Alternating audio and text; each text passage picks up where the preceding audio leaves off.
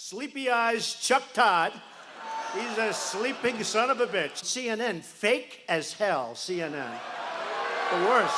That Washington, D.C., got a lot of evil there. A lot of bad people, a lot of fake media. Look at them. A lot of fake media. This is not shtick, it's not comedy. This is real and it's dangerous. During the campaign, this president talked about kicking people out and beating them up. People did get beat up. And the problem is now, when you make the press the enemy, which he has, there are people out here who are crazy enough to really feel that and to act on it.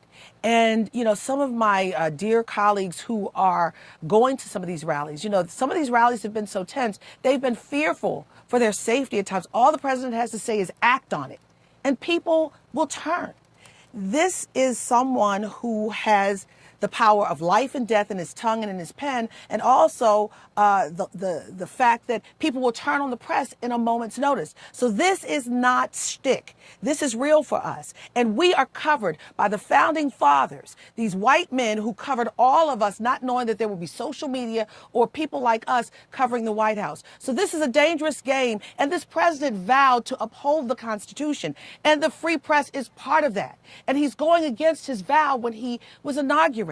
So I take this seriously. And in the call our friend Chuck Todd, SOB, that was wrong. That was totally wrong. Chuck is a stalwart. He's fact-based, and he works hard at what he does. This is not right, period. This is the tension that I think we're getting at. Is it just comedy, or is it very serious? Let's look at how Chuck Todd addressed this on Meet the Press a few minutes ago. He had the Treasury Secretary, Steve Mnuchin, on. And Todd, although Todd didn't reference himself, he brought up this issue of vulgarity.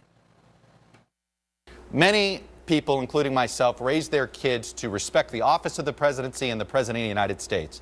When he uses vulgarity to talk about individuals, what are they supposed to tell their kids? Again, I'll be with my kids this morning, and I'll be focused on them on what the president is doing to protect the United States, its citizens, and more important, its economy. So he's not immoral. Don't worry about his values. Don't worry about him as a role model. I've never said that whatsoever. Obviously, there were a lot of funny moments on that rally. Yeah, they were hilarious. Yeah. I mean, there it is in a nutshell. Hilarious moments versus Chuck Todd being sarcastic about it. Yeah, and this gets to the heart of something that, Selena Zito actually highlighted during the campaign, people taking him seriously but not literally. This is the increase in the riff you hear from Trump, members of the administration and fans and other apologists, which is that, look, don't listen to what he says. Watch what he does. And if you get worried about what he says, you don't have a sense of humor. And that the reason that's ultimately insidious is because the words of a president do matter. And if ultimately that riff attacking the press is about undermining institutions that exist to hold power to account, that's dangerous as well, fundamentally.